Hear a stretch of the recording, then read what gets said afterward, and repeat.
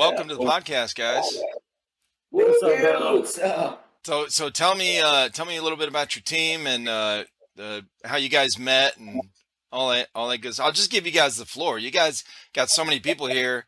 We've got a bunch of stories, and I'm just gonna shut up for a minute. I guess we can start from over here. Introduce yourself. The youngest member. What? Right. Oh, that was good. Yeah, they can hear you. You're on, baby. My name is Noah, call sign Riot, and I am Laz's stepchild. He's my child. Yeah. This is child. No other way to put it. God help me. I think we can edit this. God help me. I got a mini hymn brewing in the house. Lord help me. Ooh. Okay. Next, woo! This is gonna be a good one. So I'm actually call sign Choo Choo. 20 years old, been airsofting for about a year already. Kind of met them, through my dad actually. He's like, yo, let's go airsoft. And I'm like, airsoft? Tried it out the first time, got shot. I was like, oh no. It hurt. And just tried it like 2-3 more times. And it went and started off with let me get a vest. I need my own vest. From vest it went to pants, from pants it went to shirt, and from shirt it went to I'm here now. So there you go. That's how that went. There you go, Juju. My name's Nick. My call sign's Jax. I'm 21. I've been playing airsoft for about a year and a half now, year and 3/4. I had met them through this kid who was grounded that day playing airsoft at Matrix, but he was there for the team. And I started talking to him, and I saw all these people out in Smallfield.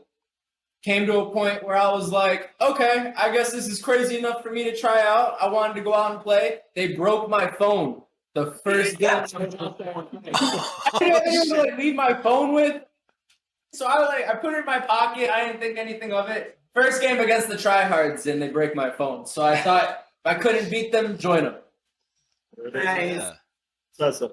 Tryhards Salsa over here. Instagram, Tryhards Salsa. You already know. Watch my videos. Yeah. So, been playing airsoft a long time. Used to play paintball as a kid. We met Laz at Miami Airsoft. They were running, actually, a funny story. They were running plays. This team is a little more serious. They're using comms and everything. And I see one of the team members, Doubtfire, and who I didn't know at the time. I'm like, hey, follow me, whatever. And he's like, nah, bro, I'm running plays. Just turns the other way, So that was always like my first image of the team. I was like, man, these guys are really serious. And you would want to be on their side when you were playing at that field, So after 2 or 3 times, one of my best friends, Tryhard Drop, he's not here right now, got to throw out the names. And he got to talk to Laz. So basically Laz's second son now. So, that makes me like the redheaded stepchild, which is nice. So that's, it still gets somewhere. Yeah, check my videos out. Tryhard Instagram, Salsa. You owe me This is a sponsorship. 50, 150, about $200 right now. Hell yeah. Hi guys, I'm Ruth. Call sign Thea. Laz's wife. He created this monster. I never even played airsoft. I just love guns. And one day he takes me out to Matrix, and I get shot in the back of the leg, and I just ran off. It just freaked me out. Got in my car, drove home. He calls me after the game. He's like, where are you? I'm like, yeah, I left. That's not for me. How many years later? Like going on 3 years now? 3 years. I'm the gunner on Carnage. I'm one of the other girls on the team. My twin, Money, she couldn't make it. Another girl on the team, badass. We're here representing girl power. So that's all it is. Hell yeah. And who are you? I'm Mr. Laz. Captain Captain of the Tryhards. Captain of the Tryhards. We've been together since Call Sign Magic. Been together since 2019. This is my third sponsored team. By far, I have to say, one of my best teams. Yeah. Oh, We run shit. it a little bit. We run it a little bit lighter because before we used to run the Milsom events, the only vets and stuff like that. Here, I ran it more like a family. Everybody's a lot happier. No there's still drama. Don't get me wrong. There will always be drama. Family drama. So we always end up back together. We're a tight bunch. It's insane. We have a total of 22 members right now, and 9 members. That's in our Miami chapter, and then we have a Polk chapter. Has nine guys. Okay, and we're building on a couple more as well. So basically, I don't know. I wanted to bring something new. When I moved here to Miami, it was different because I lived in Massachusetts my whole life. Okay. And I literally moved to Miami about 4.5 years ago now. And started over. I went to go play at Miami Airsoft for the first time. Got my stepkids into it. It was funny because, well, they're my kids now. I hate the word stepkids, but they're basically my kids now. I got them into Airsoft. They never touched anything. They were brought up by my wife. So I introduced them with Nerf guns. I said, here, play with Nerf guns. Then laser tag. Okay, then I bought them the competition Nerf guns. They started getting into it. It's the Nerf, the rivals. They shoot like little the yellow balls, the hard yellow balls. Shit. Yeah. And they go a little further. It's competition Nerf. Nice. And then I got permission, and she said, yeah, let's get them into Airsoft. So I got them their first Airsoft gun. Had them target acquisition in the backyard. It took me almost 6 months to get them the nerve and build up to actually take them to a field. First field we took them to, Miami Airsoft. Okay. Now there's 2 fields here in Florida and Miami. Okay. That's Miami Airsoft and Matrix Tactical. Miami Airsoft, anybody that knows Airsoft hardcore anywhere in the United States has heard of Miami Airsoft and how bad it is and how reckless it is. It can be an excellent place. It's just certain players, when they play, they have no respect for us, other players. You know, I'm 48 years old. I'm not young. I'm not a kid. And when you have a 12 or 13-year-old run up to you and swearing up a storm, disrespecting you, and you just, for no reason whatsoever, it was ridiculous. Yeah. And this is the first place I take my kids. At the time, my son was 12 or 13, and my other son was 15. And forget about it. It was so bad that we ended up leaving like 45 minutes into it, and it got worse than that. But we're not going to go into that. And then we found Matrix, for real. Then we found Matrix and Matrix Tactical. I wasn't on a team yet. My first round at Matrix Tactical, a team came up to me right after, like 10 minutes into it, and said, "You players, team." I got on a team. We lasted about 6 months. And I said, forget this. They had no leadership. They had nothing behind them. And I was the only one really representing the team. I'm not going to mention any names. So people convinced me to start my own team. I really didn't want to get into it, but I started my own team, and here it is. And what I did is we take real steel tactics and we convert them to the airsoft game. Right. With the 18 years of experience that I've had, I've been to over 80 something ops at Easy. I've been to our trainings. When we first started, we were training every Saturday and Sunday. And Damn. everybody would tell me, "Yo, you take it too serious. People are gonna die out." I started losing a lot of people, and at first everybody was gung ho. It's always like that. Everybody's gung ho, excited for it, and then but it's just airsoft. It's just airsoft. And I explained to people, well, it's a sport. How good do you want to be at your sport? The only way to get good at a sport is by continuing to train. Yeah. And I still think to the same, but we leveled out. We made, I took it less serious. My guys still think I push it a little bit too far. But if I don't push them, they don't learn how to push themselves. Training days. Yeah, training days are insane.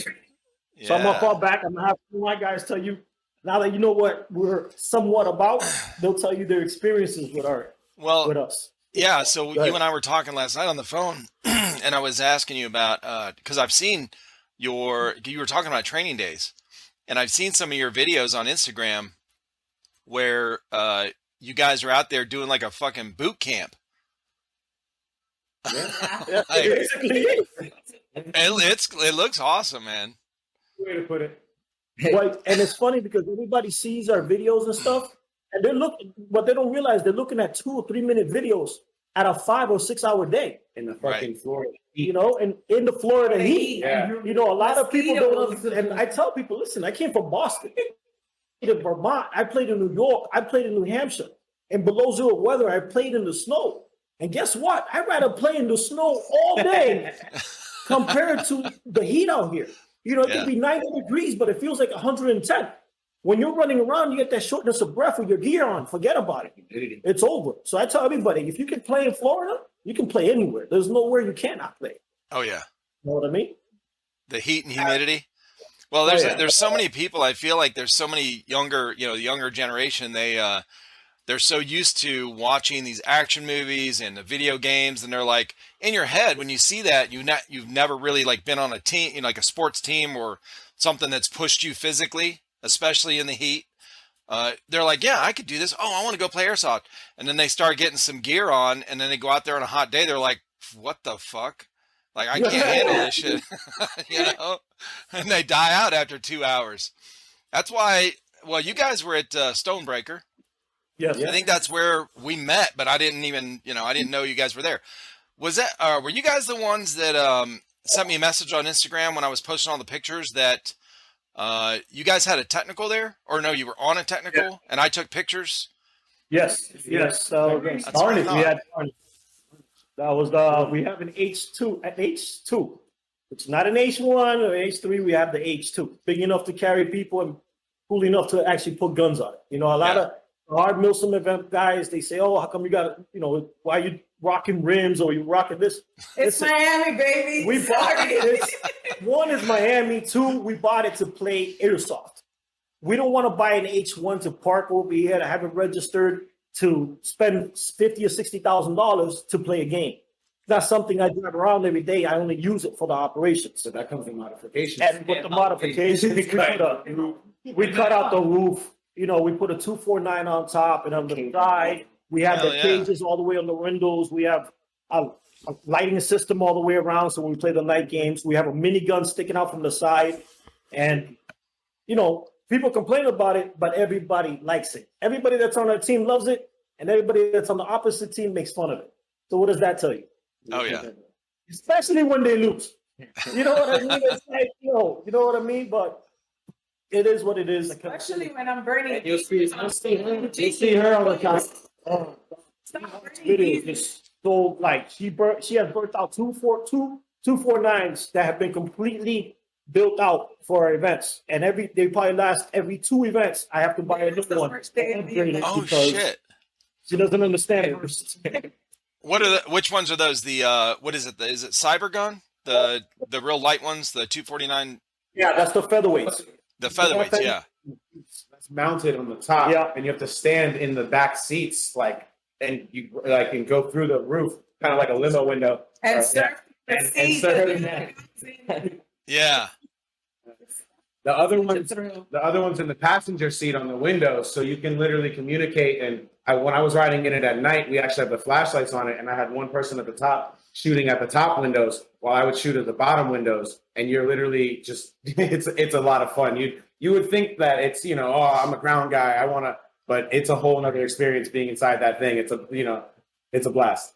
Hell yeah. It's not just that, because the people don't see the benefits in technicals until they have one.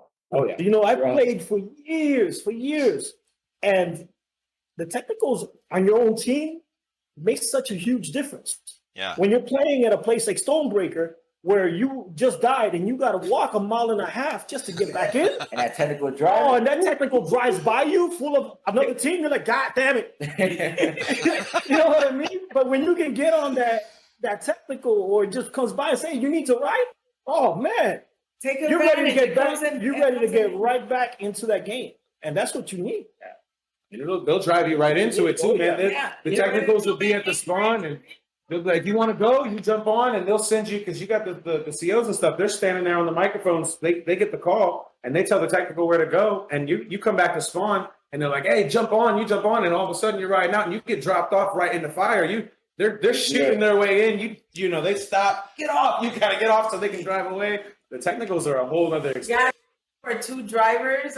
We have one that's out on active military duty crash. That's one of our Carnage drivers, and now his I guess, how can we call it, his second hand Well, we have another driver, which is call sign Butcher. call sign Butcher. Yup. And then we actually, Say nothing yet. Not yet, not yet, not yet. That's a We have a little, surprise. so we have a little surprise coming up for the next.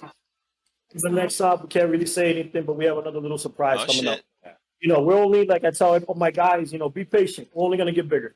We don't get smaller. We don't do little things. We do big things. You know, a lot of Hell people like, yeah. why do you have such a big team? I'm like, because when we go, you know, I prefer having a team. My last team was 75 deep. You know, it was Damn. huge. It was like, oh, how can you handle so many people? It's not about they can handle themselves. Right. But if they feel like they're playing for a team, they're going to play the way they're supposed to play. Otherwise, they Yep. won't be on the team any longer. But the more numbers I have, guess what? When an op comes up, not everybody can make it. But I'm always going to have a good number of numbers of my men that I know and women that I know I can count on. Yep. And that is always, I was like, when he picked me, baby, You're about to get smacked, bro.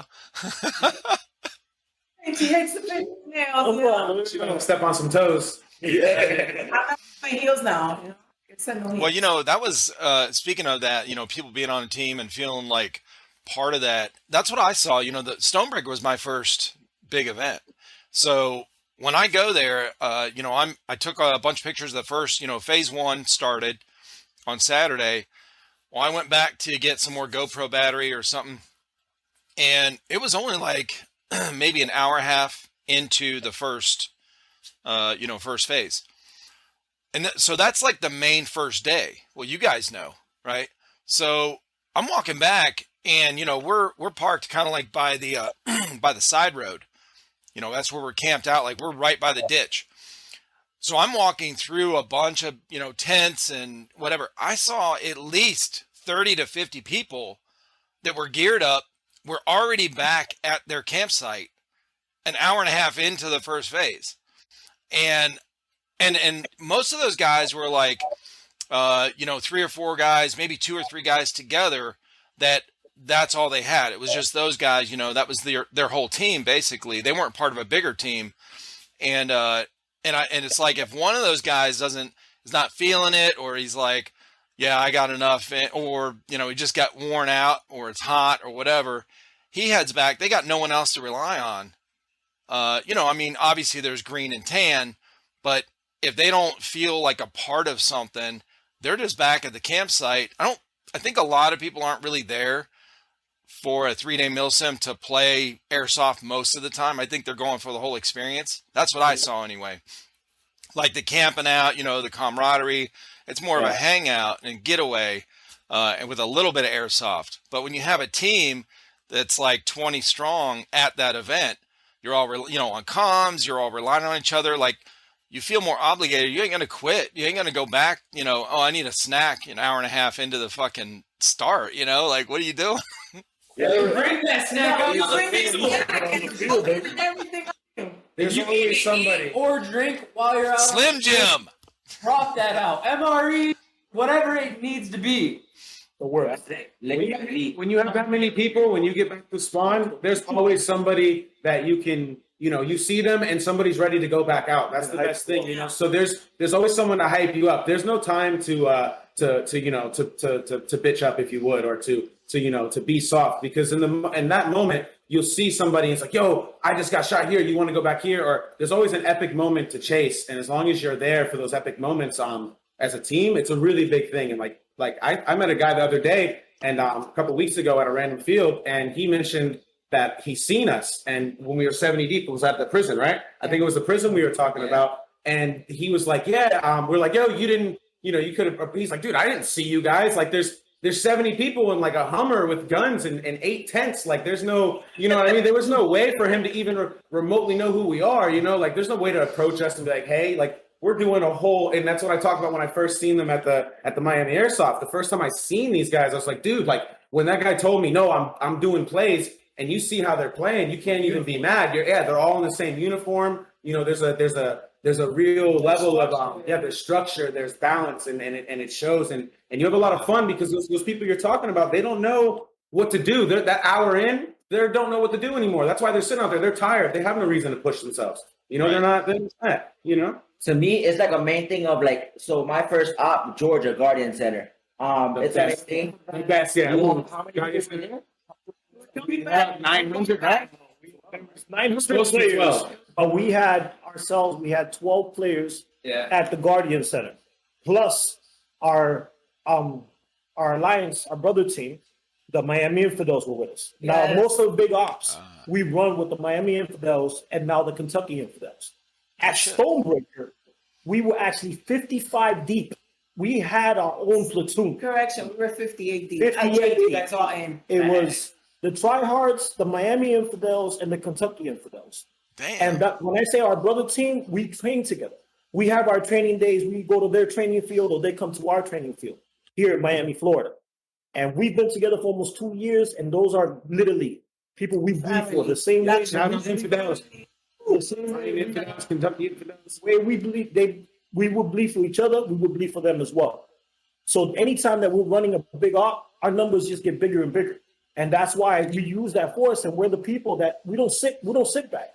We're true to our name. Right. You know, it's funny, people laugh at Tryhards. What the hell is that? That's so funny. That's a weird name. And I said, watch us play. Watch us play, and you'll see why. There is no, I tell my guys, if you need a break, stay at respawn, and when somebody comes in, reload their mags for them. Yeah. Do not walk off the field. Nobody likes reloading magazines. Oh no. Oh, yeah. That's a punishment. They'd rather get back on the field and hold the position, hold I'd security, rather go back. hold security, get your breath back, and then start pushing. If you're medic down, and shout out to Doubtfire, that's our lieutenant on the team. You know, he's our medic, right? It's also in Yeah, it. you get Yes. hurt. We're dying, and we need that special IV to bring us back in. That's our guy right there. So Yeah, you know, like it feels good. You know, like I was saying, that was my first stop. You know, I'm not gonna lie. Walked in to a whole bunch of people I didn't know. It was my first event. I was like, in my mind, I was like, yo, this is crazy. A whole bunch of buildings, 4 or 5 floors. I'm like, yo, how am I gonna do this? I played at Matrix, Miami Airsoft, but what is this, right? You know, we go get pre-inserted. They say go. I look to my left around like, huh? What do you mean go? I'm like, I'm just gonna go right here, you know. But it just feels good to, you know, always look to your left, look to your right, and know that you always have somebody there with you. You know what I mean? It was good to always. You're in a building and there's 8 of you guys, but you know, 6 people got dead by a grenade. And now you're like, okay, well, I know they're gonna rush. You know, you look to your boy on the right, and you're like, yo, get ready, because we tried to. There's gonna be 10, 15 people walking in, and there's only me and you. And We got grenades too. You know what I'm saying? But you know, it always feels good, you know, to always have that person with you. Then, you know, playing other ops, you know, you get more used to it now. You know, at first a BB will fly and I will flinch. I'm like, ew, you know, and Laugh will tell me, yo, To death. We have videos of this guy at Guardian Center. But all credit to him. He was probably 3 months into it. Yes. 3 months into it, if that. Playing one of the biggest. And he went to the Guardian Center, which is literally 55 buildings. And his father's been on for almost 2 years now. So his father got him into it. Shout out to O. Okay, yeah. great guy. And he got him to O. Now he got in here and he talked him into it because he was like, Dad, you think I'm ready? He's like, yeah, man, don't worry about it. You know, take your kid, throw him in the deep end, see what happens. Exactly. Is what he did. Because every grenade that came at this guy after the first tagging that blew up next to him, taggings will be close, not even like maybe 20 or 30 feet away, and you see him video of him going like this. And it was 20 or 30 feet away, but he remembered the one that landed 5 feet away from him. Right. But if you see this kid now, he's a beast. You hear He it? is a beast. You throw a grenade at him, he's gonna pick it up and throw it right back at you now. Now he's that yeah. tight. Him and his dad, monsters. Dynamic Monsters. Monsters. Wherever his dad is, he's right next to him. And I can always count. Dude, O used to be my 6th guy. After he joined the team, O disappeared. Now I know he's with him. Now he's now they're my first man in instead Yeah. of my 6th. I'm their 6th. You know what I mean? He's come a long way for the little amount of time that he's here, and he's amazing at it. yes, I'm pretty proud of him. yes. He still needs to get better though. Now, how did you guys get in with like another team? How'd you make an alliance with another team like the Infidels and all that? Just by playing at the same fields? No, what's crazy is they saw our videos, and one of their lieutenants hit me up And they're like, listen, you guys are just like us. We should talk. And we started talking. And I checked out their Instagram. I'm like, holy crap, they do the same thing we do. And they were just switching over from paintball to airsoft. Nice. And their paintball game, they were playing paintball together for almost 8 years. Damn. And they were all, most of them are all ex-military. The major now, okay? Shout out to Toby. He's part of the Kentucky Infidels. Okay, he's ex-Marine, amazing man. You rock. Okay, and then he just handed the Miami Infidels to 3 different captains: Carlos, Steve, and Hollywood. And Hollywood. And Hollywood. Okay, shout out to the Miami Infidel captains from Miami Infidels. And these guys are all amazing. They stayed on point, same thing as we do. It used to be Saturday and Sunday. Now they do Sunday. Actually, we just went to Kentucky for their Hell Day. Okay, to get in their team, they have basically a hell day, which is 6 hours of hell. Yeah, our that training they days put- are boot camp. Like our training days compared to theirs was nothing. I made a video for them and I saw this Shit. and I was like, wow.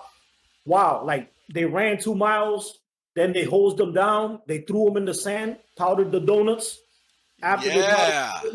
they made them. So you know what I'm talking about. You're ex-military, so you know exactly what I'm talking about. You know, they Hell were taking a 1 mile hike, carrying a 300-pound fucking log between all of them. They were passing out. They were put, dude. It was insane. It was insane just to get on the team. But it showed you. It showed you how bad they wanted to be on that team, how bad they wanted that brotherhood, Right. which is basically what you want. This you be playing airsoft like we were talking about earlier. Everybody that quits these games, they're not having a good time. Right. Why are you paying $200 to $300 for a weekend and only play an hour and a half of it? Yep. For that, just stay at your local field. You're having the same amount of time, having a good time, and you don't have to. We spend maybe anywhere from $600 to $1,000 to go to these events.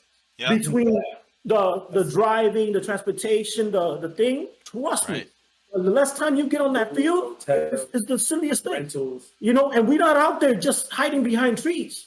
We're that team that's looking for those memories. We're that team looking to make that action happen. Get that objective. You know, to get those objectives, Right. to make things happen. So we can have stories and memories. Because if you don't have stories and memories, did it really happen? Are you going to want to do it again? That's why I got GoPros on our head. Right. You Right. know, the GoPro, who needs a GoPro if you're not doing anything? Right. Yeah, You exactly. know, everybody's running around with cameras nowadays, but the only thing they're showing you is, oh, this guy cheated. Dude, why don't you show me what you did? Don't Yeah. show me how somebody else cheated. You know what I mean? Show me the action you're putting into. Show me how hard you played. Show me how good you are. Don't show me how far you can shoot. You know, that's all I gotta say about that. I can Stop. shoot far. Keep I gotta talking, do bro. Jump in. No, that's Yeah. good though. Talking about new guns, and she's all excited because I just got her. I got her one of the MTW's limited editions. Oh And it's shit. funny because they only made 200. What's it done? 250. They only made 250 of them I got number 170. on the Damn. team. On the team, we have 17 of them. Holy shit. 17 out of the 250. It's Cerakoted. It's gold Cerakoted. It's super nice. It's Oh, that's awesome. I got 230. Please don't. Let's see. He's gonna throw it. Don't drop it, Tom. Don't drop Oh, my that's gun, nice. please. Man, that is nice, bro. Shout out to MTW. Okay, check it out. TW, Shout out to give me my gun. MTW. Give me my gun. I'm so What are you excited. doing? Let's go. You like She drops her gun. Yeah. Yes, I know. That's hers. All right. So that You don't even want to know what I've done with that guy. Watch the Rage paintball video. Fucking diving in the corners with that shit. $1,300 gun. Fuck it. Now, I bought out of the 17, who did everyone get the custom ones? yeah, everybody got the call. Holy all- shit. Tina Massabi. Yes. That is cool. It's pretty insane. It's crazy. Yeah. MTW Ozone. Wolverine, if you're looking for a team to sponsor, I'm just saying we have your guns. Yeah. Yeah, how you doing? You know, we can take videos of using them. Do you guys have any sponsors right now? Yes, we have 3 separate sponsors. We have Fujashi, which is great sights. They make. Let me get a thing with a Fujashi sight on it, please.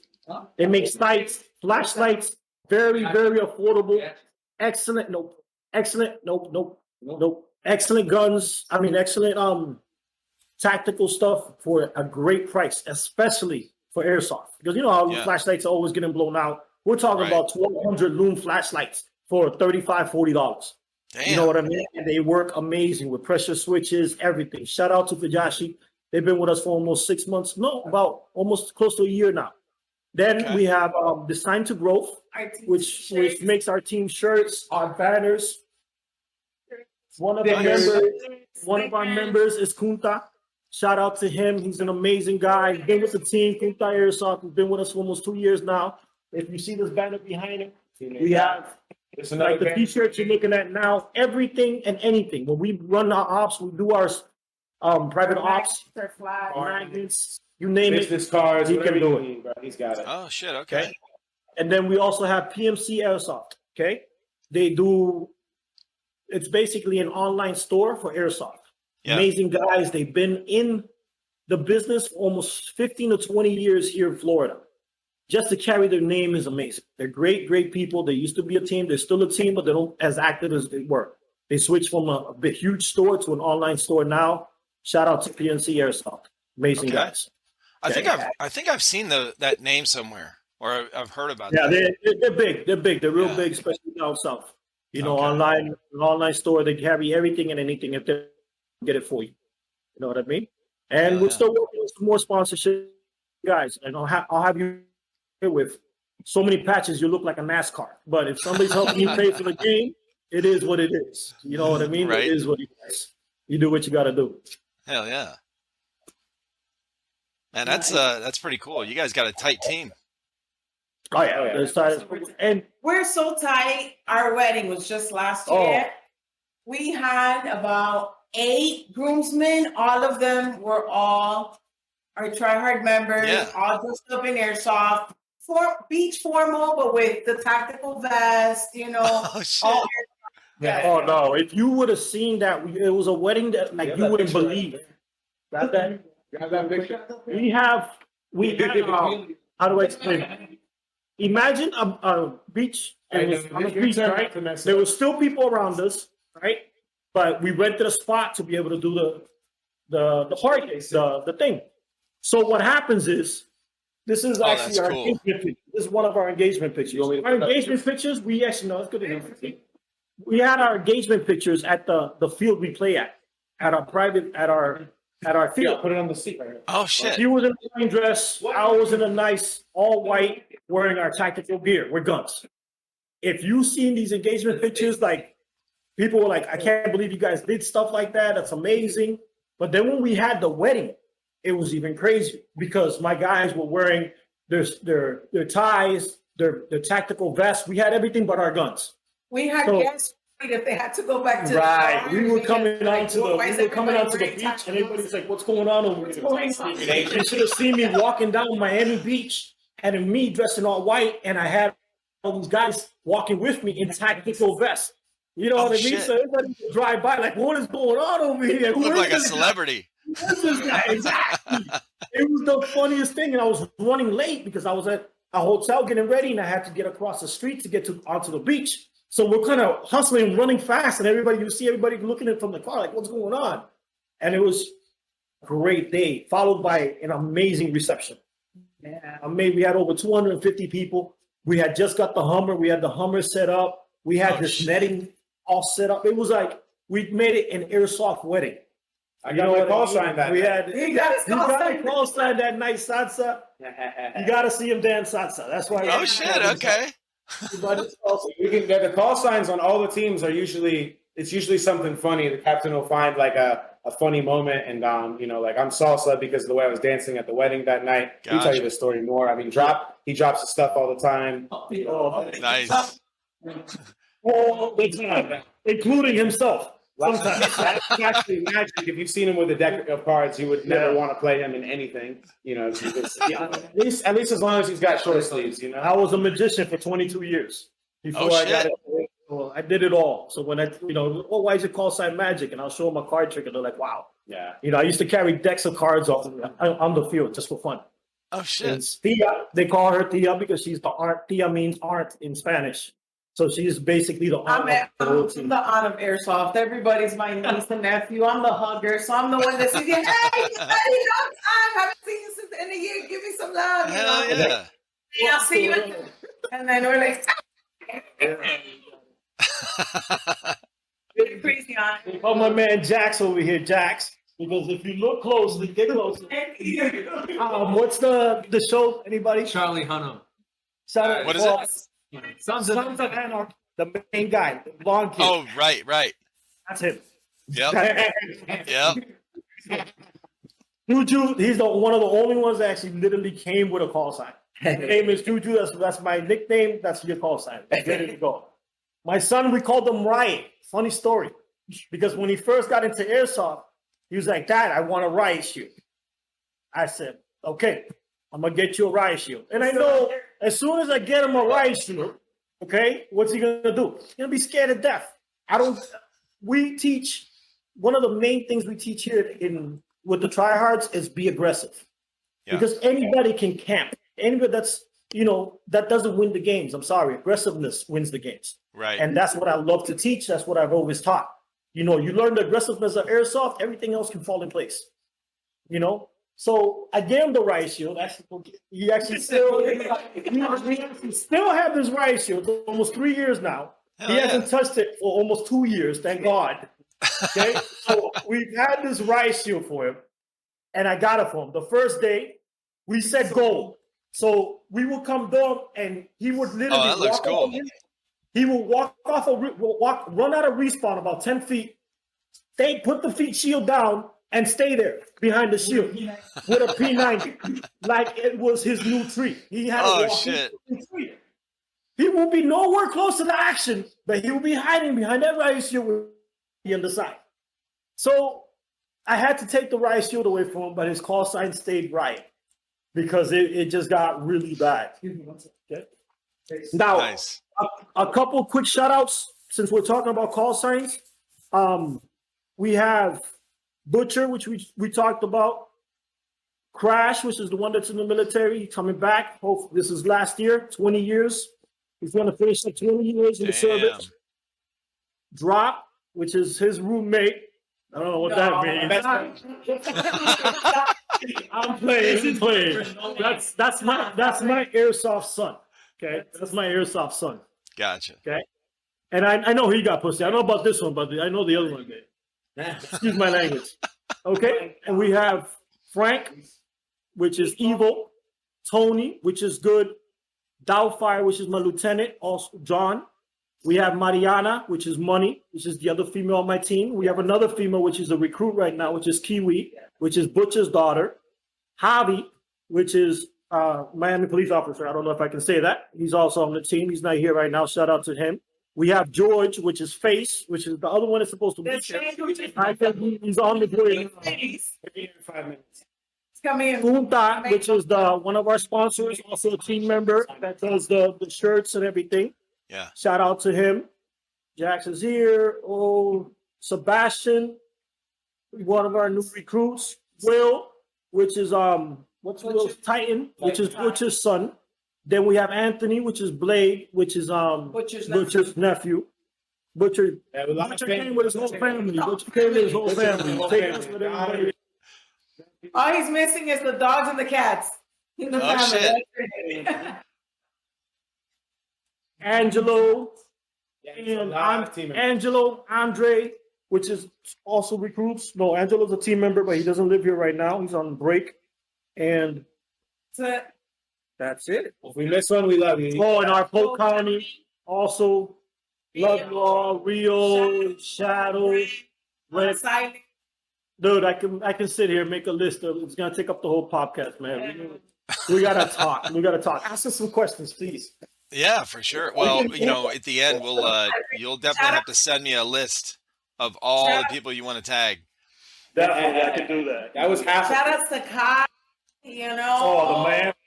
So no. This is like I said, we can keep going with the Infidel. Body, Actually, you like, know, the family's big, you know. it's a huge family, and like I said, when we run together, we run together. Precious Bills, even though she's on the green team, you know, she's another female airsofter. So shout out to her. You Echo know, 4, which is amazing. It's crazy because Echo 4 is our rivalry, but great team to play with. We love playing with them. Every single op, they're from Polk County as well. They go to almost every single Milsom event that we go to, and we always go up against each other, and it never fails. There could be 50 people there or 1,000 people there. It never fails. We end up going up against each other, and they have some amazing JTF missions when they do their operations. So if you guys ever have a chance to check out the JTF missions, go check them out because they do some great stuff. They're really good people as well. Excellent. okay, so now to the question. Yeah, question. Go ahead. So, Laz, how did you get? Start asking you questions. No, man, I'm boring. You don't ask me questions. My shit's boring. I want to hear your stuff. You know, it's funny. You kind of look like Dogfire, which is one of Oh shit! He seems almost exactly like our lieutenant. If he was here right now, we'd get like you were like long lost brother. It's just insane. I'm like, oh shit, that looks like We're looking at Hell yeah! So when you were, how did you get into airsoft to begin with, Laz? Way back in what, Massachusetts? Is that where you grew up? Take a drink break, you know? Oh, where's that? So the video locked up right after I asked you that question. Oh really? Thank God. Yeah. I only spoke it. I didn't hear one thing after that. It just as soon as salsa got up, it just locked up. Nice salsa. Yeah, that was my fault. I tripped the wire. He ran into the computer this time instead of the thing. Yeah. Jesus. Okay, so my story begins. I had just bought my first home, and I had an office. I'm a big movie fanatic, and I had posters of Scarface everywhere. And my favorite movie at the time was Matrix, I think it was, back in 98, 99. And I said, I need every gun that's in the movie Matrix. Okay, but I didn't want to buy toys of them. I wanted replicas. You know, Juju's alive yet? and I said, I'm 7. Hey, Juju's gonna be 21. Leave him alone, okay? Can't wait. Hell yeah, buddy. That So I go to this place. They told me, okay, you want to go replicas? Go to this place called Army Barracks in New Hampshire. Now they do the big airsoft store. And I was like, okay, I'm gonna go check this place out. I walked in there and I was like, wow. And back then I was even doing real steel. So when I was doing real stuff, I'm like, these things are replicas? And they're like, yeah. And when they handed it to me, I was like, whoa, hold on. This is great. This is amazing. you started applying for all the And I was like, wait, this is what I'm talking about. These are the replicas I'm looking for. So I handed him a list. Of what the guns I wanted because I printed out a list from Matrix. They're like, you want all this? I'm like, yeah. He said, okay, do you want high end stuff or you want low end? What do you mean? What are you going to play? How are you shooting? I'm like, play? What are you talking about? I said, no, just put a package together and see what I got. Walked away with $2,800 worth of guns. My first day, $2,800 worth of guns. My first day. Got home, I was like, oh my God, amazing. Put it on my wall. Oh man, look at this. Oh, put it on my wall. They sat on my wall for almost months, just looking beautiful. I had no idea what they were. Oh my So I God. said, one day, let me look this up. And I saw my first video of a place called Ghost Town in Bridgewater, Massachusetts. And I was like, whoa. And they had that song, Let the Bodies Hit the Floor, playing in the back. I was like, whoa, wait a minute. Pow, pow, pow, pow. I was like, oh my God, I got to try this. How do I do this? I started looking it up. Okay. Wow. I lived in a place called Lawrence, Massachusetts, which is the hood, literally the hood. It's 15, 20 minutes away. It's a little New York, really, really bad, right? And I started inviting my friends over. I said, yo, I got all these guns. They're toys, but they're amazing. Come play. We're going to play in our backyard. Now I had a house. It wasn't that big. The yard wasn't that big. But we started playing airsoft there. I bought the BBs. I found out how everything plays. I said, okay. We're running in, start shooting each other. Bow, somebody gets hit in the head. Oh, my head hurts. We got to wear beanies or hoodies or something. Wear hoodies. Boom, boom. Second time we play, somebody gets shot in the head or the nose. And they're like, oh, shit, that shit hurt. Fuck, what if it gets in our eyes? We started wearing eye protection. First 2 times we played airsoft, no eye protection. Yep. We had no idea. 98. We had no idea what this stuff consists of. So we were learning as we go, which is crazy when you think about it. We could have lost an eye. I've never been talking to you like this right now. You understand? So, and it was even crazier because it was in the hood, and we would start one team in the backyard and one team in the front yard. Now, the front yard was literally on the sidewalk. Oh shit. And I made sure I talked to my neighbors, let them know what was going on. And the whole neighborhood knew us as these crazy kids playing with these toy guns. We would show them the ammo, those little plastic BBs and everything. And until the first time that a police officer actually drove by and actually looked, like we just got so into it. We started bringing, junk walls, anything that we found and brought it. And my backyard looked like a junkyard. Let's put it that way. We had guys on top of my garage sniping, shooting at 450 feet per second at 10 feet. You know what I mean? God. It was insane. And then I was like, you know what? Let me look this up further. And then I found the field in New Hampshire. Oh, man, it was over from that day on. Not to take the story any further, but I bought myself all black, okay? I needed to wear all black. It was cold up there, so I wore a long black trench jacket. I got myself 2 holsters. I literally had 1 holster on one side, 1 holster on the other side. Literally, I had 3 all Matrix guns. So I thought I was literally going over there with the Matrix look, right? Hell yeah. I had 2 drop holsters on my legs. I had a shotgun in my back, M4, another gun. I literally had 5 guns on me at least. Oh shit. Right? And I'm with all these, I look so cool in my eyes, right? And I get there and I see all these guys in OD, all these uniforms, and I was like, okay, I didn't care. I was like, I gotta do it. And the first day I went, it was literally pouring, and I didn't care. I needed to do this. So I was out there, one of the craziest newbies ever, carrying 5 guns, shooting everything and anything, but I didn't kill nobody, not one person. Oh shit. I started getting shot from everywhere and anywhere. And it's crazy when I think about that now, because you see all these newbies, you see all these new people, and you're like, oh my God, you feel so bad for them. And you think about it back 17 years ago that you were that guy. Yeah. And I can just imagine me running in there looking the way I did, throwing guns around, trying to see which one would shoot further or closer, not getting 1 kill. But you know what? I fell in love with this game that day. Because that day I wanted to start my own team. And it was crazy because back then it was all white people. There was literally no Spanish or black people playing this game. And, right. And like in the sport. Right, in the sport. I got all my Spanish friends. Come on, you gotta try this. You gotta try this. I started my own team, okay? Like that. You ready for the team name? S period P period I period C. Get out of here. Okay? He said it. Skilled personnel in command. I literally still have one of my shirts upstairs.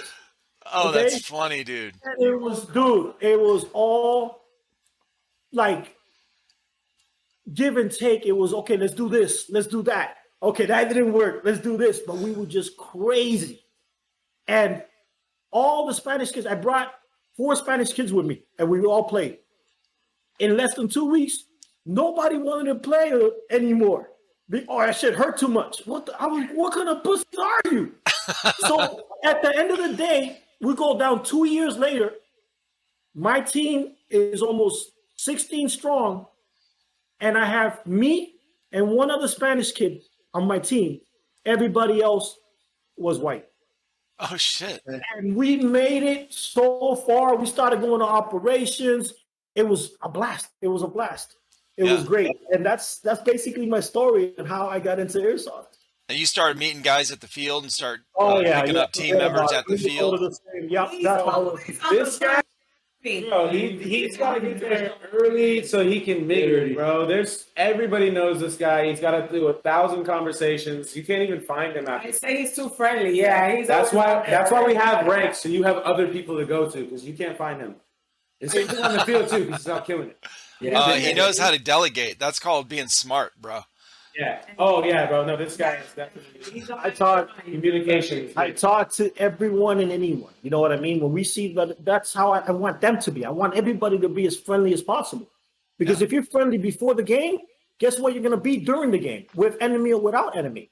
And even after the game, no matter the outcome, you should still be friendlies with the people you were playing with. Because at the end of the day, these are toys. Yeah. We might be grown men playing with toys. You don't play with toys unless you're planning to have fun. Exactly. And if you're not having fun, why are you playing? Yep. So you're better to play with than with your friends. Well, see, that's a lot of people talk about, teams that are like going too hard, right? Like training too hard, pushing too hard. Well, if you don't, if you lose every fucking game, like every single time you guys go out there, like you have 15 people on your team and all 15 die in the first 5 minutes because y'all suck, that's not fun either. So, like, losing is not fun, like, you got to train.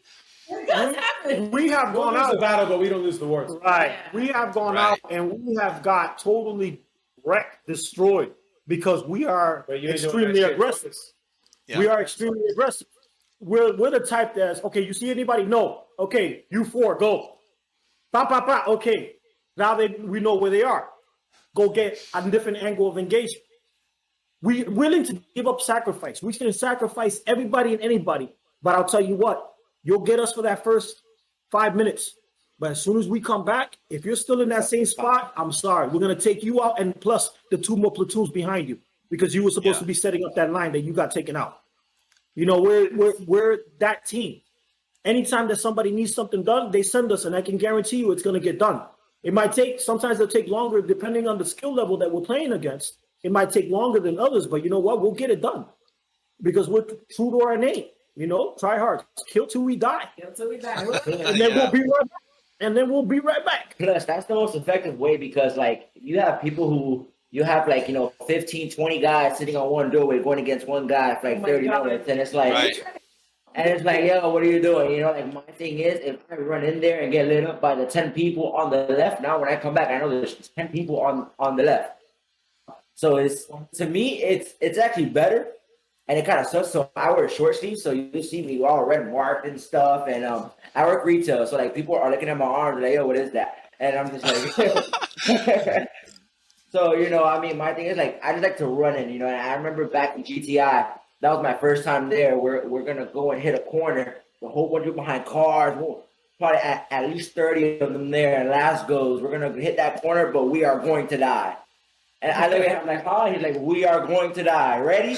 Ready. And then we had 10 guys on the inside, 5 guys running out with smokes, and it was just crazy. We had to wipe it out. But we went back to respawn, came right back, and kept going until we ended up owning that whole thing, And it's In my defense, when I did send them, we had the Miami Infidels flanking from back. Yes. I was on the radio with the whole team that was ready to punch out of the building that they were protecting. So when we pushed on the right side, our whole team got wiped out, eliminating 2 or 3. They wiped out 15 of us, but the Miami Infidels punched out and eliminated the 2 squads we needed to from the back. And like So it literally worked out. A lot of guys, they're like, why would you do something like that? I was like, it's better than staying here doing nothing. As long as I got my security taking care of my objectives, I was told to keep them busy. They were at that respawn. The respawn was that thing. They told me to keep the pressure going. And I kept coming up with ways to keep the pressure on. And that was one of the ways. I needed Miami Infidels were inside, bundled up, 20, 25 deep, not doing anything, just protecting the door. And I called them up. I said, do me a favor, punch out, give me at least 10 or 15 guys to wipe these guys out from behind so we can move up. Because after we got wiped out, the 15 of us, we waited a 3-minute bleed out, went back to respawn. And not only were we able to take that corner, but we were taking that corner and continue on because that corner was already eliminated and was being held by position. You know, we do military tactics playing airsoft. We bring the military tactics to airsoft. So in that theory, you know you can be revived. So that's one of the reasons why if you have them behind you, we can run in, and half the time we're bringing most of those guys back. Those guys that went in and did that job, when the Infidels come in behind us, before that 3 minutes is over, gunfights are fast. They're already got us back up, and we have 30, 40 guys already there because we understand the game. Now, you wouldn't do that in real tactics because you don't just send people in to die. But when you understand we were trying to take position, it's different. You know, like it's a tactic in itself built for airsoft. You know, done in a military tactic style. So it's our own way of doing things. That's why we win. And then one thing is you go and think about it, and you're like, why would you do that? But that layout was so perfectly planned that allowed us not only to be able to take that corner, but to defend the 3 objectives behind us. So they're trying to push in. If you hit that force against them as well, no matter if you go back to respawn, come back, if you keep pushing with that force, those 3 objectives that we're holding, they're not going to be able to take. So at first you're like, okay, so why would you rush in? But it's not the fact of rushing in, it's the fact of objective engaged. You know what I'm saying? And, you got those objectives behind you. And just like Laz was saying, when you have somebody in security, when you got those 4 or 5 people holding that security, but you got 30 of them trying to run in, push that force as well, hold them off as much as possible. So now when the other team comes around and takes them out, we got that whole area basically taken over, and that's basically like our territory. So like I said, at first you would be like, okay, so what does he mean run in? But think about it and lay out into a plan that just allowed us to not only attack, but defend those objectives as well. Right. He's right. You got to really think.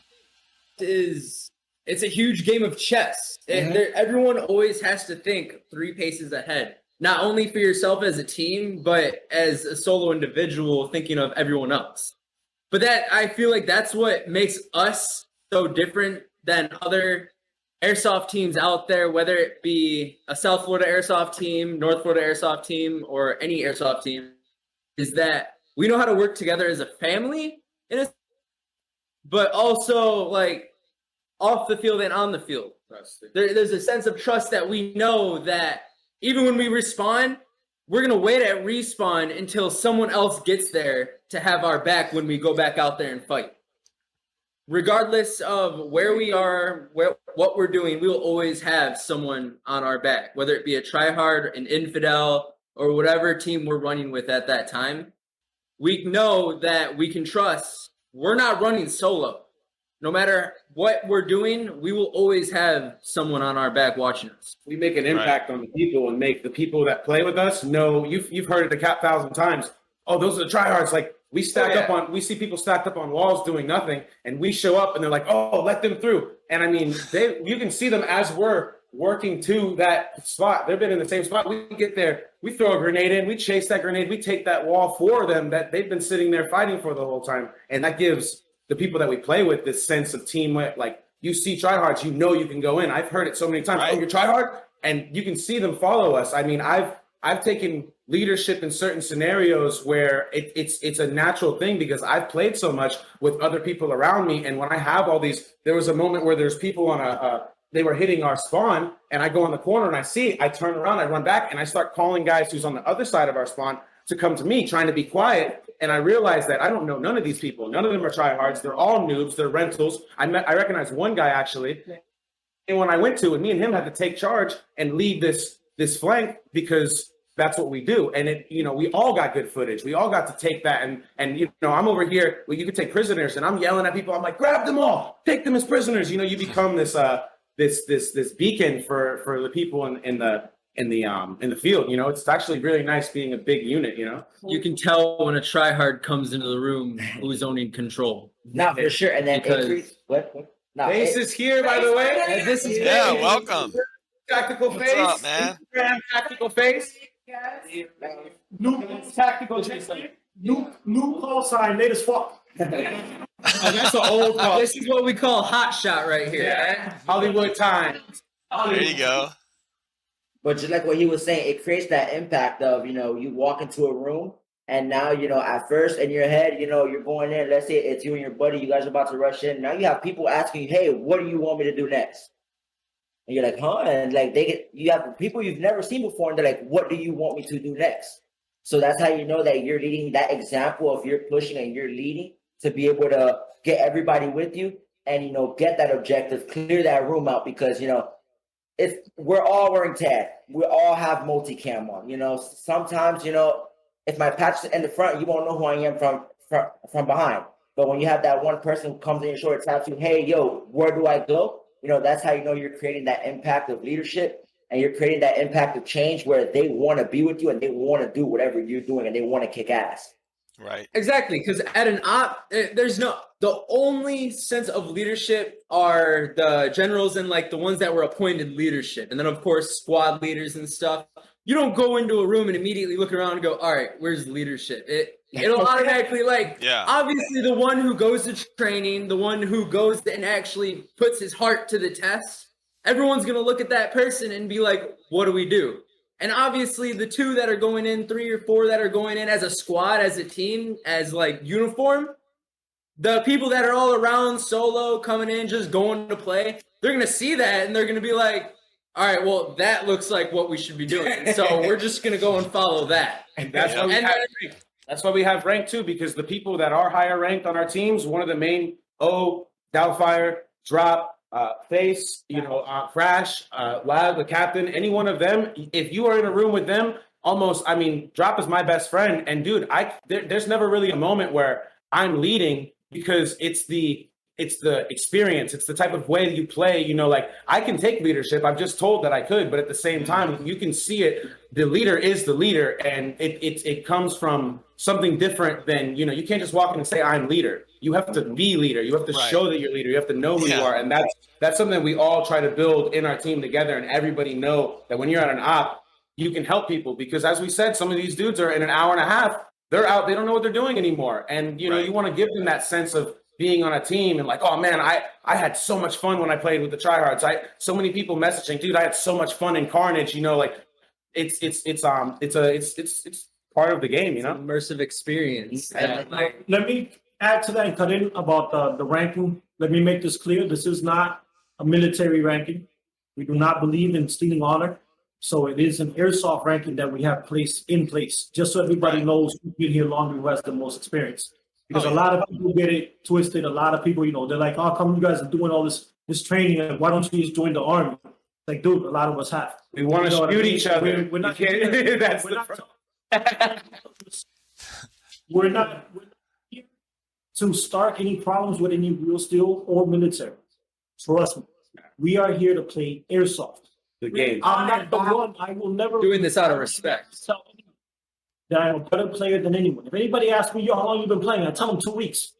If anybody doesn't know who I am and they play with me, if they ask me, I answer the best. When I meet when new people come to the field, I make sure I pick up those new people and I introduce myself as who I am and to my family because I want them to feel wanted. I want them to come back. They're our future. Without them, we have no game. Right. And that's what it comes down to. So everybody has to understand that. That mentality when you come into this game is only going to make this game better. Dude, this game was featured in South Park. Right. Got that patch on my back. Nobody knew who this game was. Now it's huge. It's huge. And I think it's going to be bigger than paintball one day. Like they say in a lot of this, the openings, they always tell you have to repeat with them. And it's something like, we're silly men playing silly war games, because some people get there and they need to know that that's what we're doing. And some people have that mentality that, and that's you, that's cool because everyone's here for their own reasons, but that's not us. We're here to have fun. I play video games. He plays video games. He plays video games. Call of Duty, you know what I mean? Like Battlefield, Right. things like that. You got him, the Matrix, Scarface. You know, we have our inspirations from other things, that have made us like this. And of course, we have the respect for the military. You know, that's a lot of the people. That's where fortunate to have those teams to help you train and to help with the things. That's where it comes from. But you know, it's a game. We're trying to take advantage of the game in the best way we can. You know, that's a recent thing for me, finding out about this, where some, like, I guess, I don't know if they're veterans or just in general people, whatever, are like getting butthurt because you know, you say you dress it, you know, like the airsoft thing where the mil sims and the rankings and all this, like they're the stolen valor shit. Like I'm like, what the fuck? Like, who would get upset about that? Like, I never understood that. I just started finding out about that recently. Like, I didn't even know that was a thing where people would get pissed that you're trying to, you know, that you're, I guess, you know, mimicking military tactics and military gear and, you know, call signs and rankings for milsims. It's called military simulation. Like, fucking duh. I feel, I mean, you have to acknowledge, I feel like they're all coming to a sense of like,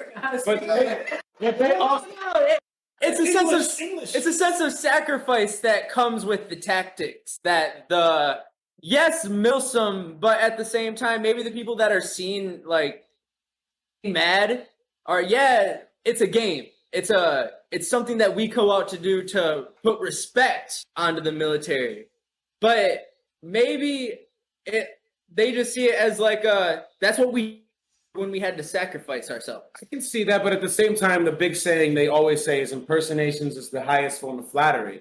So, you know, at the same time, the people who are on this team that have military backgrounds, or even one of my friends who's a veteran who's only played 1 or 2 times, they have a very big respect for the game. You know, they understand where it's coming from. And I think a lot of the people that do that are butthurt haven't immersed themselves into it to understand what it is. Because there was a guy who's out there. What is it? Big? I think it's Big. I don't know the guy's name. I think it's Big Dog or something. But he sponsors real like veterans and flies them out to these events. Has them do the helicopter. There must be something when somebody walks down that one side there. Yeah. Yeah, it's definitely funny that when people get up there. George, you want to move the beers? I think just in case. You want to have? Do you guys want to have Face sit up in front and? It's coming up right now. Yeah. All right, cool. This is tactical Face. Yeah. He's famous. I was like, damn, dog, why you guys get so hard like that? He's amazing. Doesn't smell What's that up, man? good. I try my best. That's the point. That's the Don't worry, you can't smell. There's no flies. First of all, thank you for having us over here. It's a huge honor. He says thank you. It's a great honor to be here. Yeah. His English is not that good, so I'm going to help him out. Yeah. Oh, you're good, man. And this is a great opportunity to clear basically our intention when we play this. And we base on respect. This is a extremely tool to express respect to everyone and a great way to actually have fun without actually getting killed. We all here, as he says, we came from the gaming area. I love Call of Duty since day one. And this was my opening to actually live barely what the real guys did one day.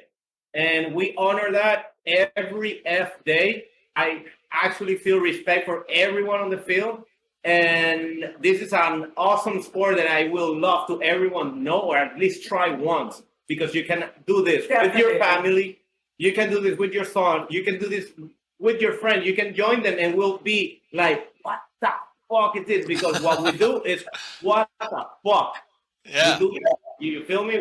That's what we do. We're tryhards. Yeah, most people don't just play once. Once they play, that's it. They're hooked. They're hooked. Yeah. They're hooked. So, Eric, real quick, to build on that, what we were just talking about, these guys in the military and stuff, I understand why they get upset. But I don't, honestly, but we're doing what we do. It's at the end of the day, it's LARPing. It's pretending to be something. It's acting. right. But some of us take it No, we look at it more as a sport, something fun to do. You know, it's like paintball without paintball guns. We want something that look more real. We want to get more into it. It makes it more fun for us. But don't get it twisted. We do not think we're doing what they do. We know what they do. We know why they did it. And we thank them for that. That's why I can't understand why veterans or whoever would get butthurt over somebody playing a sport like that. Like they're two separate things. Like completely two separate things. Like I don't, it doesn't make sense to me. But I mean, it's if people go in the reserves. Were you in the military, Laz? No, sir. I was born in Cuba, so I didn't make the military. Oh, okay. Yeah. Yeah, that's well, you said earlier, I think you had a team where it was like mostly veterans and that kind of stuff. But in the military, guys are you always make fun of everybody. Like if you're in the I was in the Marine Corps. If you're in the Marines, you're going to make fun of the Navy. You're going to make fun of the Air Force. Everyone makes fun of the Air Force. I'll tell you that. So, Chair Force or whatever. But and if you don't make fun of that, you make fun of people that didn't go active duty. They went reserves or the ROTC or whatever. I mean, that's just fucking around, But I guess I never understood the stolen valor bullshit anyway. Like people have been exaggerating about their life for fucking ever, with everything. You go fishing, man, I caught one this big, it was a little tiny perch or whatever, like who cares if somebody says, yeah, I was in the military when they weren't. It never bothered me. I don't give a shit. But the airsoft thing, like people go out and play pickup games with football. Does that mean they're trying to, say that they're in the NFL or whatever? Like who fucking cares anyway? So, go out there and do your shit. I love that you guys are, training as hard as you are, that you're putting all this shit on Instagram, those videos you have. They're inspiring. I love it.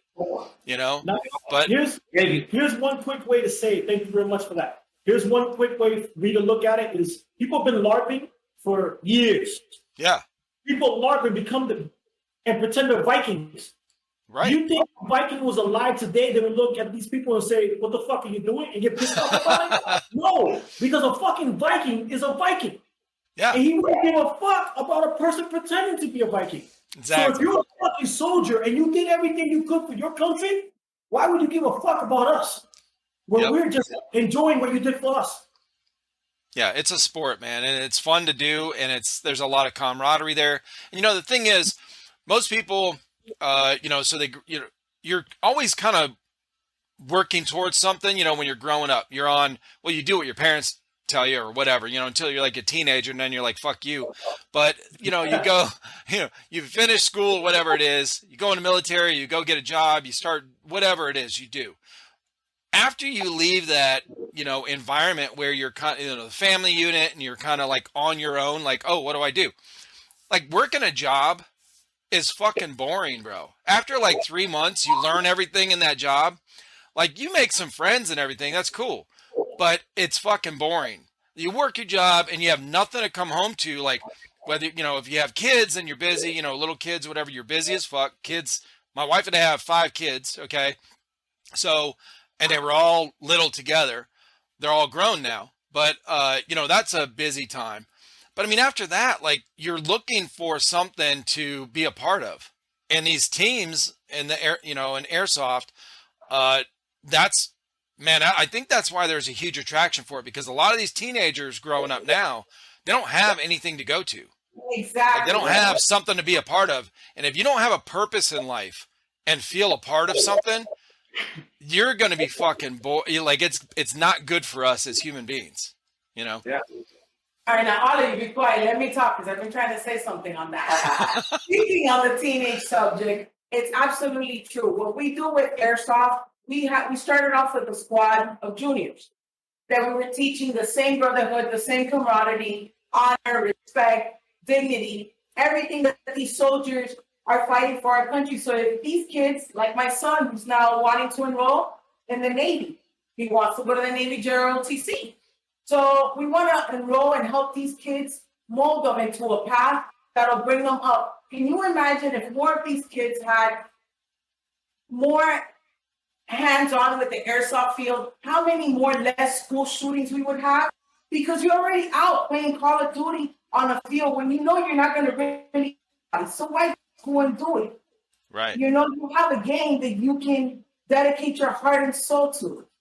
I don't know. I just get passionate when I talk about kids in airsoft. A lot of those, to add on to that, a lot of those players that are out there are good influences. I mean, not everybody has a dad or has a mom, and anybody who's out there that has those leaderships, you know, it's like we were at an op and I go and walk up to a kid with my buddy, and we're, you know, I'm 30 years old, but we're in our 30s, you know, I'm smacking this like 16-year-old kid on the back, telling him he did a great job right in front of his parents. And I'm sure as I'm walking away, I'm like, oh, like I noticed, I'm like, oh, that was probably great for them, you know, because these parents are worried about their kids getting hurt or whatever. And they see that they have people that are showing them a good time and giving them a good energy, you know, making them feel wanted. And that's what you want, you know, when you talk about people, you know, you want people to smile in front of your kids. You don't want negative people around your kids. You want, you know, because you want to show them the best of the world. You don't want them to be like, why is that guy so sad? You know, they'll never really ask why that guy's happy. You just enjoy the energy, you know? So like, that's one of the things you always want to give off is like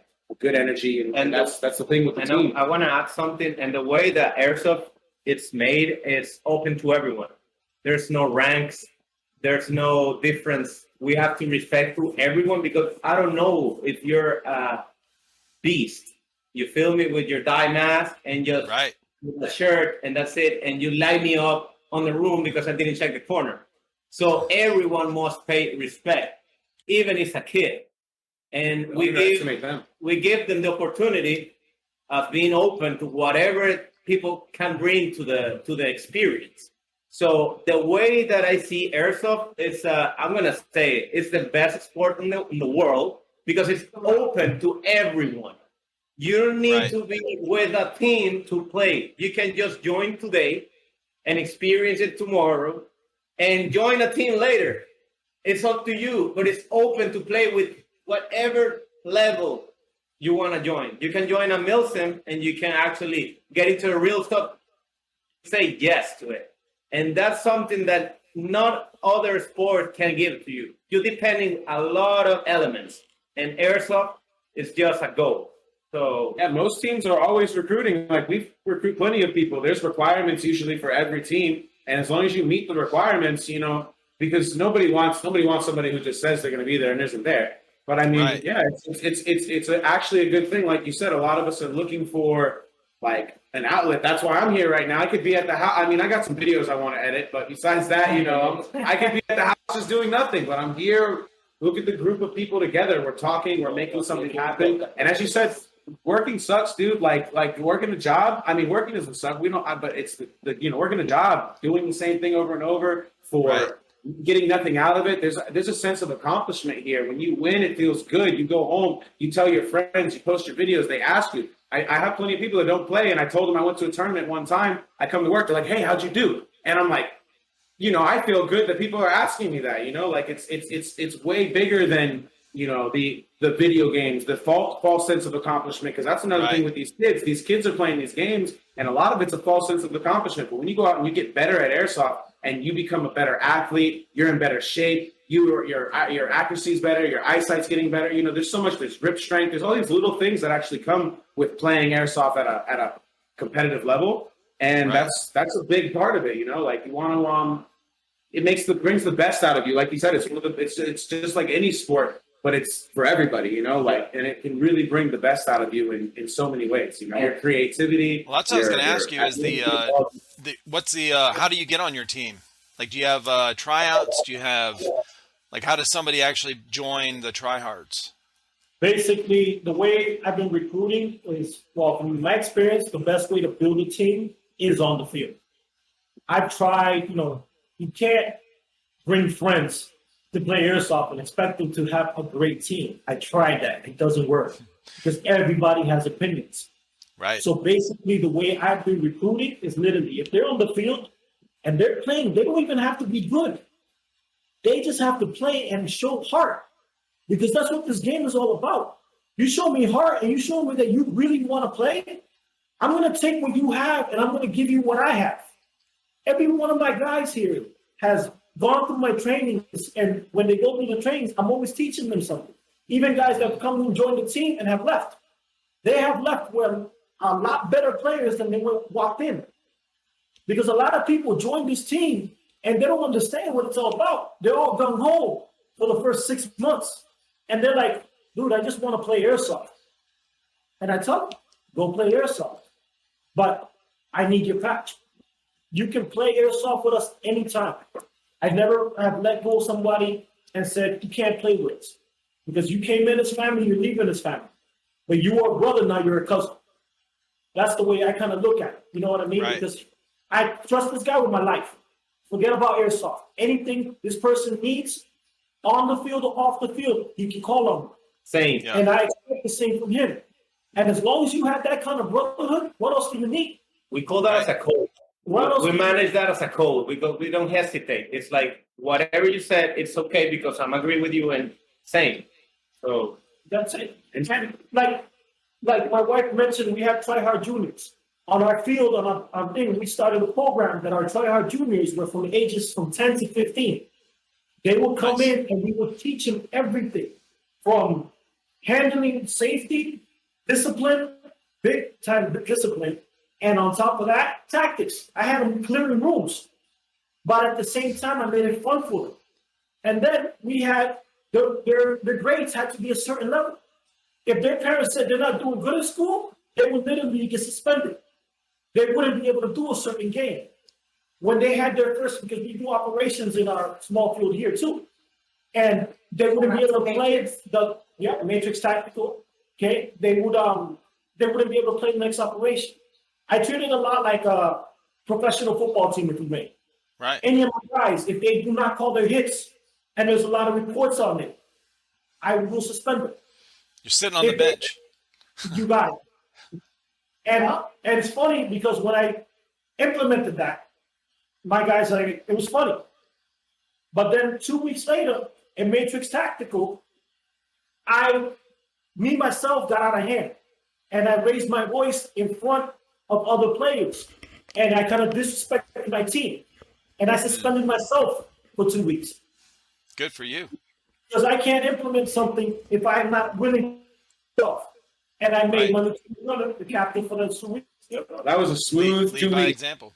Yeah, Bullshit. Y'all were sitting back, kicking back in this room with your feet up on the table, drinking beers.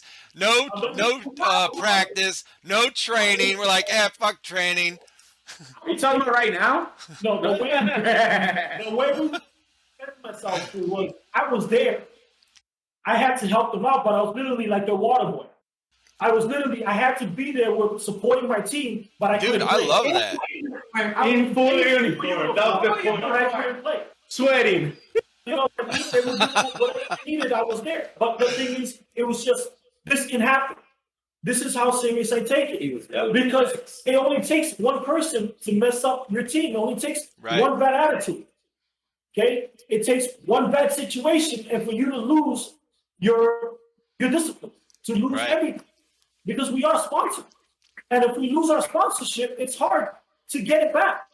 You know, Right. people can get a sponsorship, and don't get me wrong, a lot of people have been sponsored, and they don't, we have great sponsorships, amazing discounts, and all this and that. But these people that need something back. They want to see business coming through the door. And if you're carrying their name and you're an asshole, or you're not being who you're supposed to be, and you have their patch on, why would they give that other people business? Yep. So I try to make my guys understand that. If you want to play for yourself, you want to have a good time. If you don't want to have to worry about going off because somebody's not calling their hit, then you can't be on it. You can't be sponsored. Doesn't mean you can't play. You want to play with no worries. Here Right. you have to worry. But if you're doing the right thing, you don't got to worry. You just got to have a good time. Yep. You know what I mean? And that's what it basically comes down to. At the end of the day, you just want to come and have a great time. Have a good time. Right. And that's basically everything that I've been trying to build out. With the tactics, once you have the tactics and everybody knows what I'm doing, if I'm in the front, I have these two guys, one on my right and one on my left.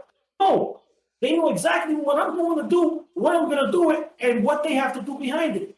Right. And if I die, I know the person who killed me is going to die right after.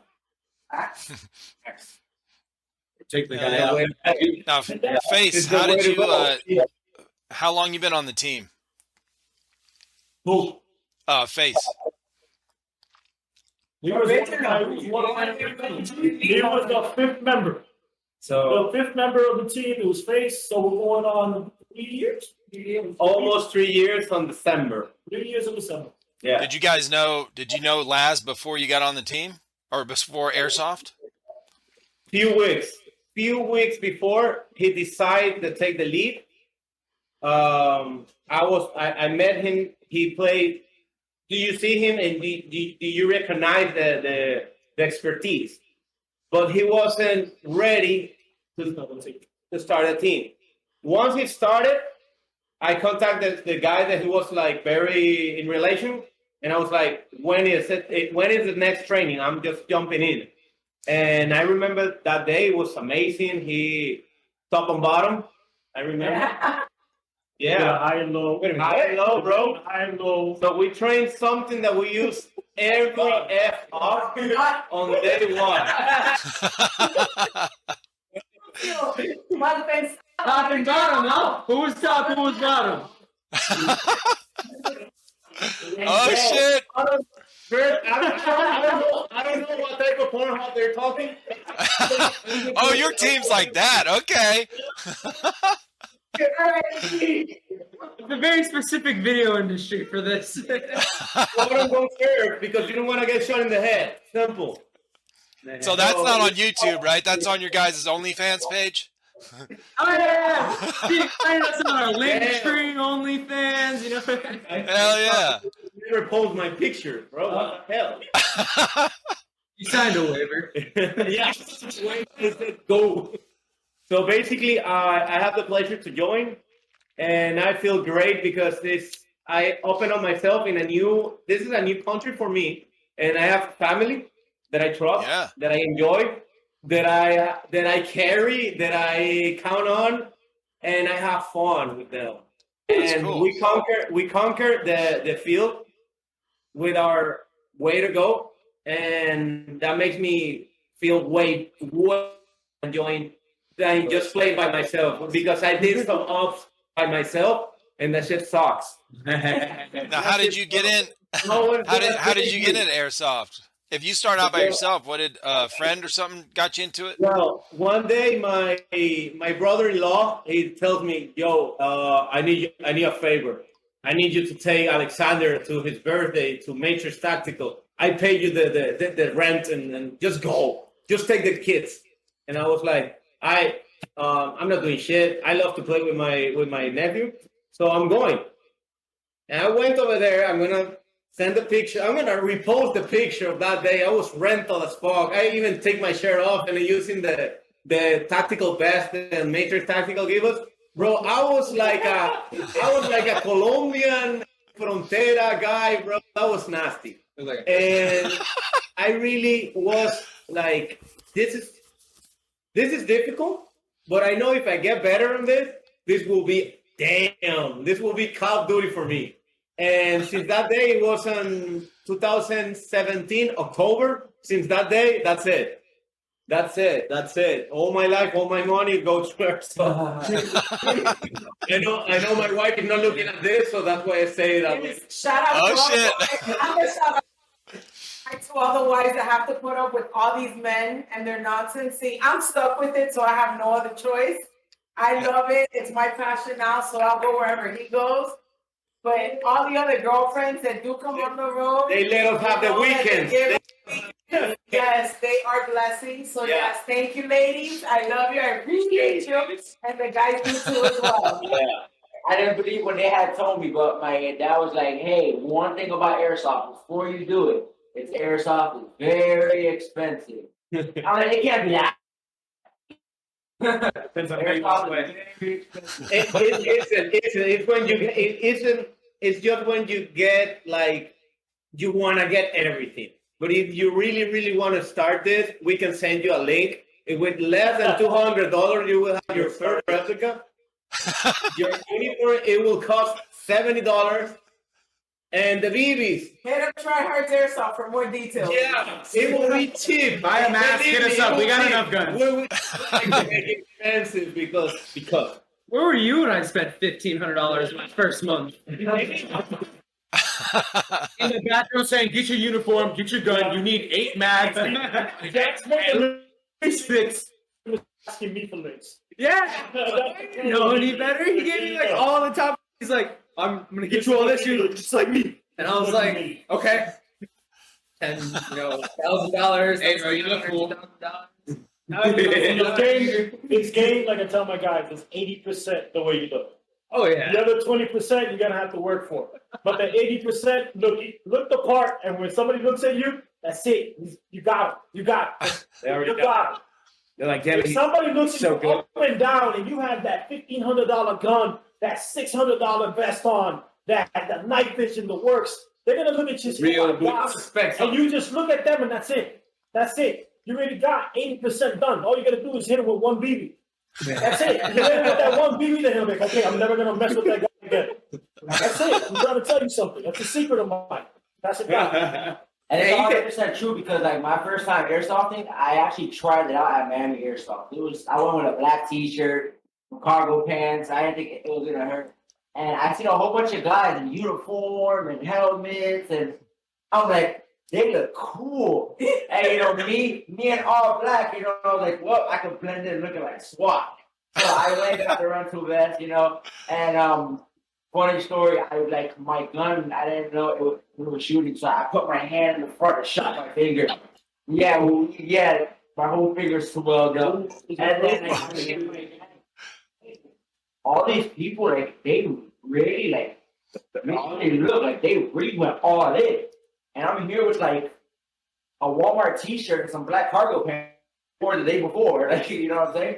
And, from there, just, getting that vest, you actually need it all because, going in with a black t-shirt and no vest or nothing. Nipples gonna hurt. Yeah. Yeah, anyone who ever says that they don't do it to dress up for the sport's a liar. No, for Like sure. that For is sure. And then, just them looking cool. Like, my first time, I was like, I'm following that guy. Wherever he goes, I'm going. And they went and started cutting corners, and, me thinking I was, top shit. I'm like, I got your left. And they're looking at me like, yo, look at this kid. But me in my head, like, oh, yeah, I'm badass. I got your left. And, I'm like, I'm following that guy. Wherever he goes, I'm going. He's looking at you like, dude, I just bought this stuff. Well, I have a question for you guys. Maybe we can go around, whoever wants to answer. But so I've been asking this question a couple times with a few different people. So pretend you won 25, 50,000, whatever on a scratch off. What is the first thing you're buying for airsoft? A trailer. What? No. You go. You need a trailer. When you go travel, get transported. So the first thing is a team trailer for me. Hey, Juju. I don't know if it's on. Honestly, wow, because I was actually just thinking about it. Sheesh, that's a great question. So I just got the MTW, so I probably won't go with a gun. So I'm actually, the first thing I'm buying for airsoft is a whole new chest setup. I'm going with a whole new setup. I have actually, what is it? The whole chest plate thing? Chest break. No, you don't got a chest. No, I don't have a chest You plate. have a JPC. I have a JVC, but I feel like, just looking at my teammates with them on the chest rig, it's more lighter. I like to run in and get low. And for sure, I'm buying a whole new chest setup. 25,000. Yeah. No. Yeah, The first thing. Say, what's the first thing you're buying? Well, what's the whatever? It doesn't have to be the first thing. You need to say it. I will buy an Xbox because if you can't see, you can play, bro. Yeah, bro. That's it. an You need Xbox. an Xbox. Yeah.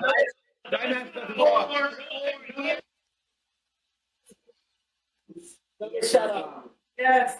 There's a tag-in turret on e-bike, all right? It's a mounted turret. It costs Oh $18. shit! It's like, I've seen it every day, and once I'm in nursing school, and once I become a nurse and actually get that first paycheck, That is what I'm getting. It is a mounted use your tag-in size for that? LMG. Oh, I gotta pull this up. Hold on. It's like it's a legitimate turret, and it has like 3 that all sit out to like hold itself up, and it's like an MG42, but it has tag-ins. Yeah, I gotta pull it. I gotta share the screen on this. I did not know they had one. 40mm projectile. They will blast. It will blast. I don't want to say. I don't want to say what part it will blast on you, and you want to make a turret. No, it's already made a turret. Yeah, he want to use it as a turret. Imagine that, bro. Oh, the Hummer. Right. What are you saying? I'd probably say like this is my son, ladies. Right here. It's a younger, but the pusher. Okay, so if I had that much money, I'd probably say a nice technical. Nice technical, help a lot of people out, get around the map. It will work out perfect. Yeah. Facts. We're talking about like a cannon, like where are you gonna put it? If you want the technical. Yeah. We'll figure it out. You ever seen Halo? It's technically The turret. I didn't say something expensive. But I said something that is worth the money. It will help you. It will keep you on the game without having something for the fog, because you're always sweating on the sport. You're out of the game. You need to see what you're doing. And that was the first thing that I found out when I started airsofting, that I was like, I need to fix the fogging. So that's why I play that. Whatever helps you see. So I don't know, Cap, what do you say? You have 25K to spend. You have 25K to spend. $1,000 will go down as a down payment for a new training field.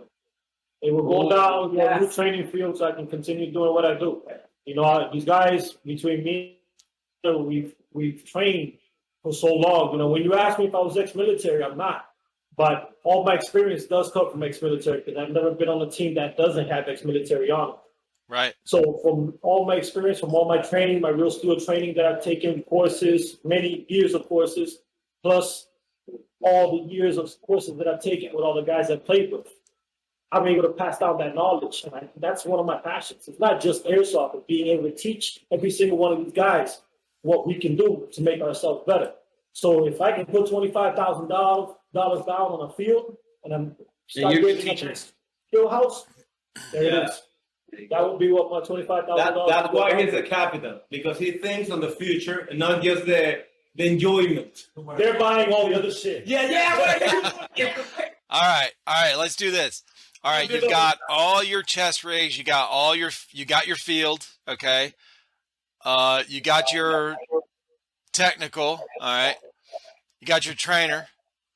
What gun are you getting? You have to buy an airsoft gun, and you know however much it is. Everything's in stock. Nothing's out of stock. Which gun are you getting? I need more money because I gotta buy 3. I gotta buy one for my wife and my kid. That's just the way it works. I don't know. You each get that amount.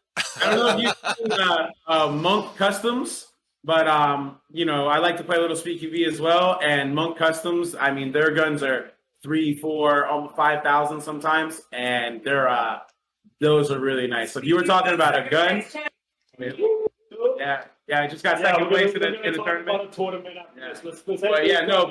That's the Monk Customs is one of those things, and you know, on that 25,000, I mean, I got a bunch of bookmarks on my phone. I would just start.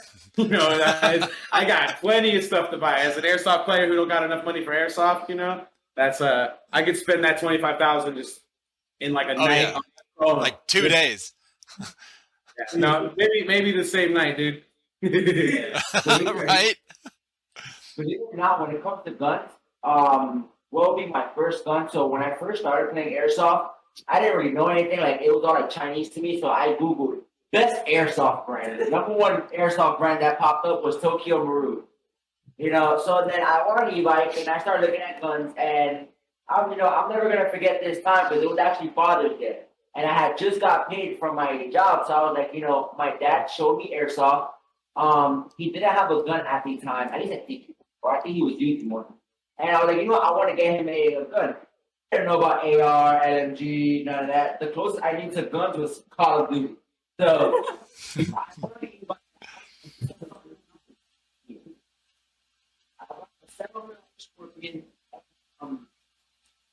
screenshotted it, and I didn't tell him nothing. And I waited like 2 days, and I'm horrible when it comes to surprises. I snitch myself out. So I'm like, hey, Dad, I have to tell you something. He's like, what? Now, one thing about e-bike is that when you buy them, you have to call to confirm. So they didn't ship it out yet. And I didn't know what type of player he was. He likes ARs. My thing was, I want the gun that goes, it was all Chinese to me. So I went and got him that Scorpion, and he's like, well, look, that's a lot of money. Let's cancel that, and we'll go and see what we can shop around with a whole bunch of people with a whole bunch of guns. So that was a good move. Yeah. That was a good move. So back to that question, just to go back into that time, my first gun that I would buy would be a Scorpion. Did you find a picture of that turret? No, I couldn't find. So I've got. You got one? It's on Mere Tactical. It's the MK19 airsoft grenade launcher. MK19. AK, bro. AK. No, AK. Oh. Money. Yeah, the Mark 19. That's what I shot in the military. Yeah. It's a Lancer Tactical, but it's $8,000, and it's a belt-fed tag-in launcher. Oh my God. Yes. Oh yeah, I see it right here. All right, I'm gonna show this on the screen. Hold on. Now we're talking dreams. I really know now Hell yes. in what I want to spend in my $24,900. Because I already spent $100 on the Xbox. I will buy a huge gift card on American Airlines, so we can travel the whole state, playing every footage for every event with my whole team without asking them $1. That's it, bro. You cannot do this. This weekend, you're mine. You're mine. See, 24,000. That's it, right? There we go. Dude, but I'm a little scared of that, bro, because you're seeing that hit in a face. Yeah, exactly. It just backfired. Ridiculous. And I have tagging rounds, and I'm like not using The it other one because shoots back because it's 600. Some of them have flew my head and hit my friend and destroy his ear set. And I was like, Scary, yeah. Yeah, what was that? Things are really dangerous. That's in the events. you got to be careful with those. You have to be very careful with it. I wouldn't do an event. Buy it, buy it, but don't hit the face. Dude, that is crazy. Up with that just as your primary. There you go. There's almost half your 25 grand right there. Yeah, right? We're spending it good. Well, that was a good question. Custom, we spent half the money in 2 That days. was an amazing question, brother. I really appreciate that one. Hell yeah. It's a fun question. Now, real quick, just to mention the tournament that he was just talking about. Over here in Tampa, they just opened one of the first SpeedQB tournament. SpeedQB field out here, because we don't just do CIA Tampa, competitive indoor airsoft in Tampa. Another shout out. Yeah. Oh, they deserve it. I love that field. Shout out to Mikey. Shout out to Garrett. Shout out to everybody. Those guys are great. Opening that. Yeah, they opened that place and it's been phenomenal. They even say it. They're bringing the customer service to airsoft. Those guys are. They care, man. They got a good system. It's fun. So you guys play Speed QB as a team as well? We're working on that. We do. The thing is, there's no Speed QB is mainly in California. That's on the other side of the fucking, for us. So now that they brought it to Florida, it's become much more abundant to us. Because as me and Laz were talking this morning, you play airsoft, you respect all of it. Even if you're a Milsim player, Right. you're, you still respect the game, And me personally, as somebody who's played, we live 4 hours away, and in the last 2 months, I've been there 6 times. And and every time I'm driving there, I drove back the same day. So I'm doing 8 hours of driving there. plus the gameplay's there. Damn. You know, so but it's worth it because it's a new experience. It's that we haven't had CQB here, you know, so it's definitely like, you know, shout out to them there. It's an amazing field. It you know, it's great to go to fields that have that good energy, you know. Hell yeah. See, Now, do you guys know about SS Airsoft? Yeah. In Okay, Atlanta, up right? in Georgia? Yeah. Yeah. I want to try the Steve QB. Steve, Yeah, one of the owners. Yeah, his- SS. Yeah. Let me. SS. And he tried that, and I really support whatever he's doing because I want to try that. He has a lot of people there, and one day we will there. We will be there. Yeah, One we'll day. definitely be there. That's the, like I was telling Mr. Salsa, everything that has to do with airsoft, everyone in this team that I know, they wouldn't be on this team if they didn't have the same passion I have. Right. And my passion, even though I've been playing Milson for so many years, I started as a paintball. I did professional speedball for 3 years before I got into airsoft. Hell So yeah. I'm hence the aggressiveness. You know what I mean? There's no more, the aggression is there because Milsim can be really, really boring if you're playing with the wrong people. A Right. lot of people take Milsim to a whole nother level and say, Yeah, that's I'm Charlie. never getting shot ever. That is not fun. I want to stay behind here until everybody's dead and I can come in and shoot somebody from far I'll away. protect the spawn. Everyone has their own game style. Everybody has their own fun. Don't get it twisted. You pay your money. You play. You know, a lot of people still play with like, I took out 15 people in a 40 hours straight. You know, no offense. Like I said, the Milson events are amazing. I've done them before. I've done 40-hour events straight in my experiences, and I've had a blast. Okay, but that's a different type of LARPing. Now it's hardcore LARPing. Right. When you're really taking it to the Milsim aspect of the game, the Milsim aspect of airsoft. When there's more aggressive games like TCA that does the 2-day events, but they 4 hours straight, and it's Right. pure nonstop, shoot 'em or die. Keep coming back, have a good time, make more memories. Mhm. Sleeping in a tent is the same thing as camping. Even though you could get shot at sleeping under the tent, have Right. security. They've done 30-hour events just straight on. Like when I used to do the Milson events in Pine Plains, New York. I've done a 38-hour event where it was literally just on a mount, where it was just attack and defend, attack and defend. You would have to take a building, throw flags out every window so you know what team has that building. And then another team will come in and just take it. Not a Milson event that you can fall asleep at. Right. Where it would be 38 hours literally straight. Yeah. It would be nonstop. And those events were amazing. Why? Because they had speakers, special effects, the speakers. They had women getting raped, dogs barking. They had Muslim chant, a real mount type of experience. Damn, that's cool. They would turn over a car and put it on fire for the night game. Holy shit. You know, you can literally look it up, and these events were insane, were amazing. Those are the things that are in my mind. Like, holy shit, I can't believe I did that.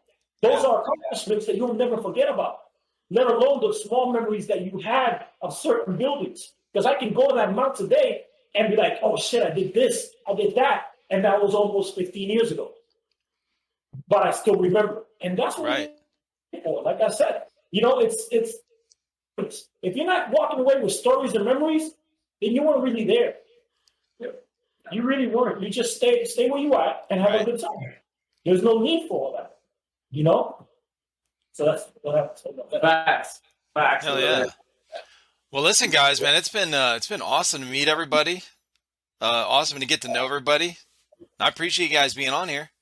Oh, Yeah, wow. sure, dude. We thank you, man. bro. You're making our night, dude. I really appreciate that, man.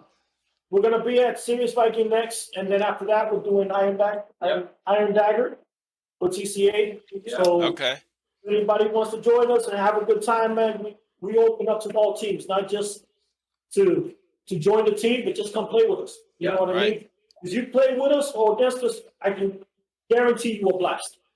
Because against what everybody that hasn't played against us, And here's about us. A lot of people hear the bad stuff. They never hear the good stuff.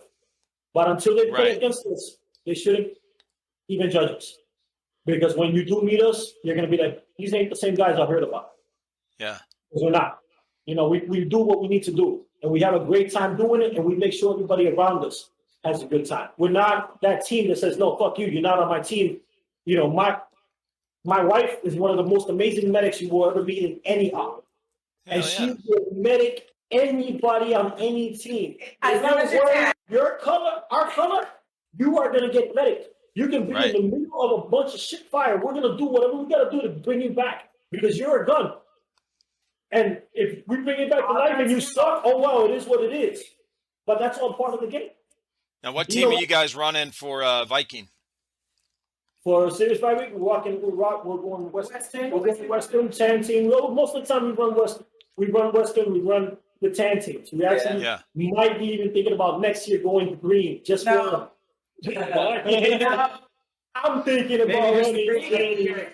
I'm going with him. Next year, next year the Just for the Tryhards are going to be challenge. separated. Apparently, no. Just for the challenge, because every time we've gone 10 in almost every operation, well, actually almost every operation, Yeah, we've been. every national event we've been to that we've been on with certain fella, we've won. Yeah. So just for the challenge to go green, maybe next year. And see if we still hold that win, you know? We'll see. Well, But look, I know a lot of people- Stonebreaker, Green needs help at Stonebreaker because Yeah. what I've heard, That's one of the is good- Green always gets their asses kicked. And you know, Yeah. Tonka, call sign Yeah. Tonka, was on Green, and he was like, "Man, we're trying," you know. Funny story because Tonka's one of my really good friends out of Paul County. And we talked and he posted a video the day after the event.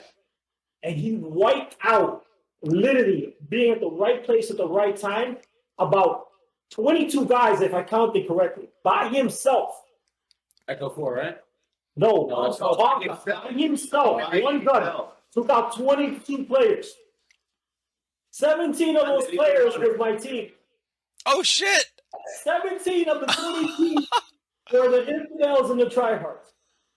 Because he was in such a perfect spot. And he didn't know it. And when I saw that video, I told him who he did. And he was like, what? Yeah. He was just in the perfect spot. I was like, I told him I go like this, I'm not gonna agree or disagree that half that team that you took out was mine. Because he was in the perfect spot and we were rushing up the hill and following our technical. Squads after squads in the technical. He got behind the technical, being in the right spot, and just lit everybody up from behind, the side, and behind. Oh, Nobody shit. even knew he was there. He even came out in the open. And nobody noticed that there was a green guy in the big mix of 10 guys shooting everyone until it was too late. That dude has an amazing game. Like He does. And doesn't stop. Yep. I tell him all the time, he's the tryhard that got away. Maybe one day. Maybe one day. Actually, he's actually playing with us in Stonebreaker. I mean, in Series Light. He's running Oh, tank. good. He's running Oh, tank. okay. Awesome. He jumps from green to 10. Yeah, he goes right. for the challenge. He's one of those that plays with him by himself. And he goes for the challenge. And he's Right. been playing for so long, and he's so good that he can make the difference. You know Yeah. what I mean? He can make the difference. He's a really good player. Yeah, it is. Hell yeah. Well, Well, listen, that's what guys, I appreciate y'all. Listen, I appreciate what you guys are doing as a team. And you guys are like, a family unit, right? You guys are a tight-knit group. It's great to see. And I appreciate what you guys are doing. Appreciate you, man. Appreciate you. We appreciate you having us on. Hell yeah. Well, listen, we'll have to do it again soon. And where somebody doesn't trip over the cord and cut the video out and We're running for the wall. We'll have a better Facebook session. shows up on time. Yeah, we'll actually have more of the team next time. We'll have Yeah, more of the team. So We'll fill this whole area. Area. hell yeah. Awesome, man. Well, I appreciate you guys, and you guys have a good night. You too. Thank you, brother. Good night. All right, brother. Stay tuned. Drug Wars 2 coming soon.